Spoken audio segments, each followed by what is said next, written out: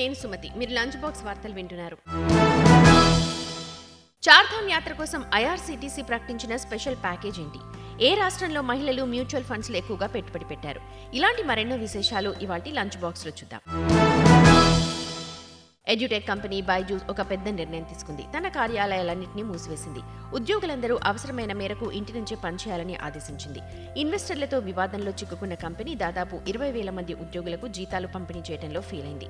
దీంతో నిర్వహణ ఖర్చు తగ్గించుకోవడానికి బైజూ ఈ విధంగా ముందడుగు వేసింది. బైజూ బెంగళూరులోని ఐబీసీ నాలెడ్జ్ పార్క్ లో ఉన్న తన ప్రధాన కార్యాలయం మినహా దేశవ్యాప్తంగా ఉన్న అన్ని కార్యాలయాలను మూసివేసింది. తదుపరి ఉత్తర్వులు వెలువడే వరకు ఉద్యోగులందరూ ఇంటి నుంచే పనిచేయాలని తెలిపింది. బైజూ ట్యూషన్ సెంటర్లు మాత్రం పనిచేస్తూనే ఉంటాయి. ఇది కంపెనీకి చాలా డబ్బు ఆదా చేయడానికి సహాయపడుతోంది. గతంలో బైజూ వ్యవస్థాపకుడు సీఈఓ బైజూ రవీంద్రన్ ఉద్యోగులకు ఫిబ్రవరి నెల జీతం మార్చి 10లోపు వస్తుందని హామీ ఇచ్చారు. అయితే జీతం చెల్లించడంలో కంపెనీ విఫలమైంది. ఉద్యోగులందరికీ పార్ట్ పేమెంట్ చేసినట్టు కంపెనీ ఆదివారం పేర్కొంది. బకాయి జీతాలు చెల్లించేందుకు మరింత సమయం కావాలని కంపెనీ యాజమాన్యం ఉద్యోగులకు లేఖ రాసింది. ఢిల్లీ గురుగ్రామ్ మార్గంలో ట్రాఫిక్ ను సులభతరం చేసే ద్వారకా ఎక్స్ప్రెస్ ను ప్రధాని మోదీ ప్రారంభించారు. ఈ ఎక్స్ప్రెస్ ద్వారా ఢిల్లీ గురుగ్రామ్ ప్రయాణం ఇకపై సులభతరం కానుంది. ఈ ద్వారకా ఎక్స్ప్రెస్ వేను స్తంభాలపై నిర్మించారు. మొత్తం 8 లైన్లతో ఈ ఎక్స్ప్రెస్ వే ఉంది. ఈ రూట్ ఐజీఐ విమానాశ్రయం గురుగ్రామ్ బైపాస్ లను కనెక్ట్ చేయనుంది. ఈ 8 ఎక్స్ప్రెస్ వే లేన్లు 19 కిలోమీటర్ల పొడవు, సుమారు 4,100 కోట్ల ఖర్చయింది. దీని ద్వారా ఢిల్లీ నుంచి గురుగ్రామ్కు కేవలం 25 నిమిషాల్లో చేరుకోవచ్చు. ఇదే ప్రయాణానికి ఇంతకుముందు 45 నిమిషాలు పట్టేది. అన్ని ప్రభుత్వ డాక్యుమెంట్లలో తల్లి పేరును తప్పనిసరిగా చేర్చాలని మహారాష్ట్ర ప్రభుత్వం నిర్ణయించింది. ఈ నిర్ణయం మే 1, 2024 నుండి అమల్లోకి వస్తుంది. జనన ధృవీకరణ పత్రాలు, పాఠశాల సర్టిఫికెట్లు, ఆస్తి పత్రాలు, ఆధార్ కార్డ్, పాన్ కార్డ్ లాంటి అన్ని ప్రభుత్వ డాక్యుమెంట్స్లపై తల్లి పేరు తప్పనిసరిగా ఉండాలని మహారాష్ట్ర కేబినెట్ నిర్ణయించింది.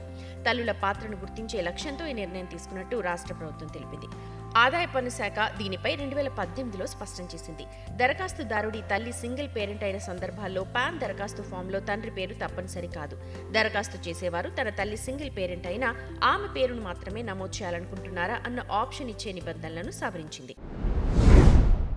మ్యూచువల్ ఫండ్స్ లో మహిళా పెట్టుబడిదారుల వాటా మార్చి 2017 నుండి డిసెంబర్ 2023 నాటికి 15% నుండి దాదాపు 21%కి పెరిగింది. Industry body association of mutual funds in India data ప్రకారం పట్టణ కేంద్రాల కంటే మారుమూల ప్రాంతాల్లో మహిళల సంఖ్య పెరుగుదల వేగంగా ఉంది.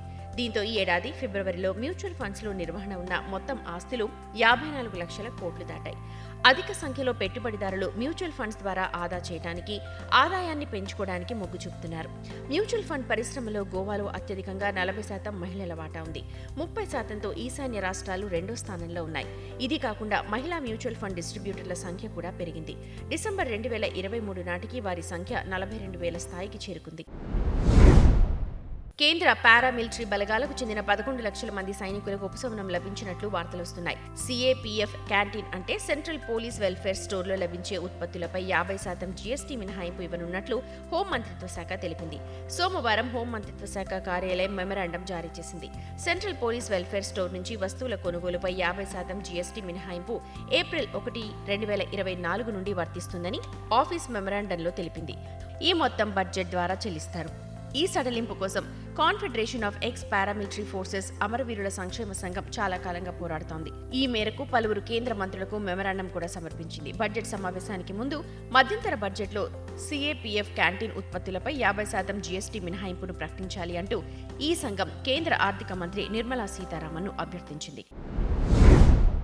ప్రపంచంలో మొట్టమొదటి క్రిప్టో కరెన్సీ బిట్ కాయిన్ మార్చి 11 సోమవారం నాడు మొదటిసారిగా బిట్ కాయిన్ $71,000 అధిగమించింది. Spot bitcoin exchange traded fund 2 నెలల క్రితం జనవరి 11న యుఎస్లో ఆమోదించినప్పటి నుండి ఇది స్థిరంగా పెరిగింది. అప్పుడు బిట్ కాయిన్ ధర సుమారు $46,000. అంటే అప్పటి నుండి బిట్ కాయిన్ ధర 54% పెరిగింది. బిట్ కాయిన్ పెరుగుదల ప్రభావం మొత్తం క్రిప్టో మార్కెట్ పై కనిపిస్తోంది. రెండవ అతిపెద్ద క్రిప్టో ఇథెరియం కూడా $4,000 దాటింది. బిట్ కాయిన్, ఇథెరియం రెండూ బ్లాక్ చైన్ టెక్నాలజీని ఉపయోగిస్తాయి.